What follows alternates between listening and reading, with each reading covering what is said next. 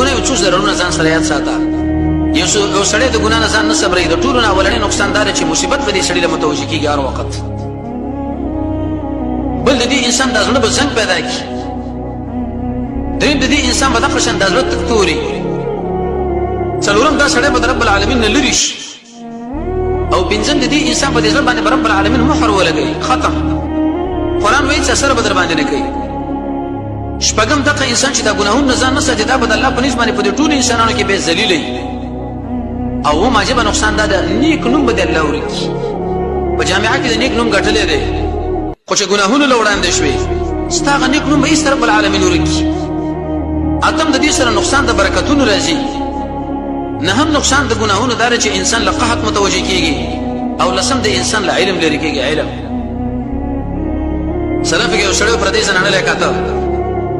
وی استاد ورته وی ستاله مقدم بچو سبب پوي شي وی زه ډېر خجل شو بیرته خپل کتاب له توجه وکړه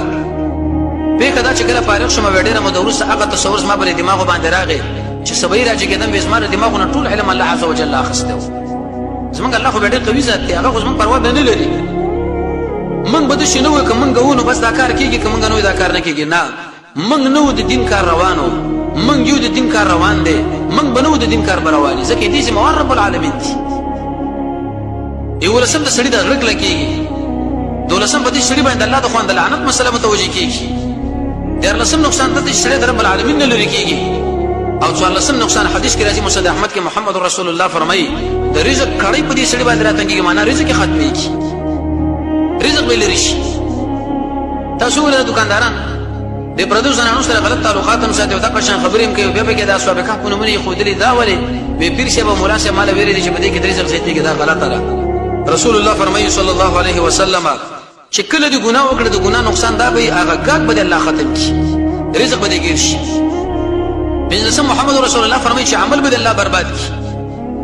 شپږم د ګناه د وجه نه چې ځان ته نور سکه کفر له ور داخل شي ولسم نقصان دا قرآن نه به ته پیدا نشي خستلې امام زرکشی لیکلي په البرهان کې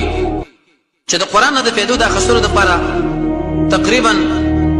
19 اسباب دي یو سبب کې دا سړی به د ګناه نه ځان ساتي اتلسم نقصان به کې دا چې د انسان جنت نه داخلي ګناګار حدیث کې راځي د ظریف اندازه تکبر چې پتا کې موجود الله به دې منع کی نو نسم نقصان به کې دا چې و ګناه دې وکړه بل دې راکاږي او شلم نقصان به کې دا چې ګناه دې وکړه او در باندې الله نعمتونه را پراخه کړه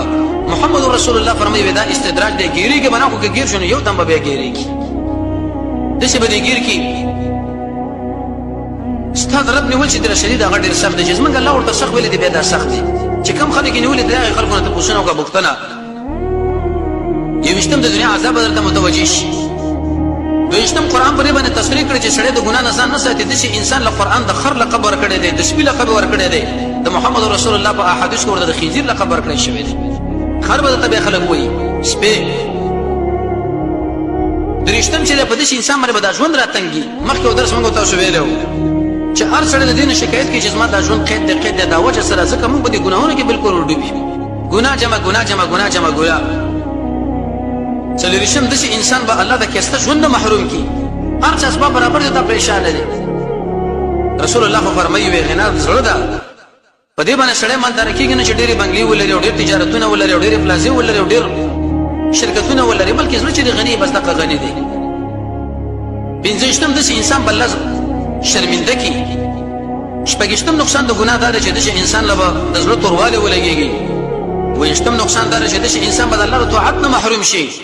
اتهشتم نقصان ده چې د انسان بدل نور عبادتونو د قوي ارادونه الله رو ورسي بیا به اراده کمزوري شي قوي کیږي منا نه هیڅتم د زړه د ګناهونو سره عادت شي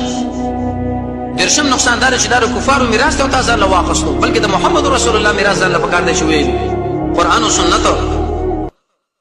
یو درشم د شړې به د الله په نسبت سپکیږي او دو درشم د انسان به هلاکیږي درې درشم د انسان له د عمر د برکت را کمیږي او څلور درشم نقصان دار چې د انسان د وجه نه د په بچو باندې په مال باندې به مصیبت راشي ابو هريره ویلي رضی الله تعالی عنه وان الحبارى لا يعذب في وقرها من ظلم الظالم دا ځان زموږ د ګناهونو د وجه نه الله ګډوډي د سپي حیوانات واګانې زموږ استاسو بچي ته به الله پې راولي دا زنانه باندې مصیبت راولي په بچو دې راولي زموږ د ګناه د وجې نه شپږ دېرشم د داسې انسان بې عزت ختمېږي اووه دېرشم د داسې انسان د عقل بیا ختمېږي اته دېرشم د الله لعنت ته متوجه کېږي نهه دېرشم عجبه نقصان دا دی چې د محمد رسول الله د خیر څومره دعاګانې شوي دي هغو ټول نه به د الله محروم کړي څومره نقصان دی رسول الله به د خیر دعاګانې کړي ته ترې ووتلې څلوېښتمه جدا جدا عبادتونه به په دې انسان عذابونه به په دې سړي باندې راشي لکه رسول الله فرمایي بعض انسانان مې ولیده چې هغوی د خپل وخیش کول چا د اور په بیتوګانې باندې د ځانه را شونډې غوڅولې چا دغه شان په دا تیرو نوکانو باندې د خپلې سینې تراشلې څوک بربند د اور په تنورونو کې پراته و چې هغه زناکار وه یو څلوېښتم د دې انسان نه به بې حیا ختمه شي حیا سره به ایمان هم ختمېږي دوه څلوېښتم دا سړی به د رب العالمین په نسبت باندې بې عزتمند نه وي او درې څلوېښتم دا سړی به اول بندګي نه کوي که چېرته بندګي کوله د خلکو لحاظ به کوي چې صاحب ووایي چې ډېر ښکلی کار یې وکړي د مخلوق د وجې نه او څلور څلوېښتم داسې انسان به د مؤمنانو نه بیا لرې شي ځکه مؤمنان هم بیا د سړی د ځان نه لرې کوي پنځه څلوېښتم دا منه جهان پریشانیانې به دې سړي له متوجه شپږ څلوېښتم دا چې داسې انسان به د رب العالمین نه لرې شي بې او د ابلیس په دې کنټرول او قبضه کې به راشي اووه څلوېښتم نقصان دا دی چې داسې انسان به د قرآن او سنت بصیرت ورنه الله بیا والي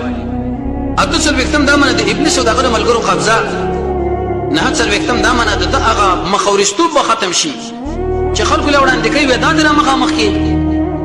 پنځوسم دا منه داسې انسان نه به نیک نوم ختم شي او یو پنځوسم دا منه چې دا سړی بیا په دې ګناهونو باندې به جرأت وکړي او دوه پنځوسم دا منه چې ابلیس به په دې انسان باندې په جرأت کړي درې پنځوس زړه به ړوند شي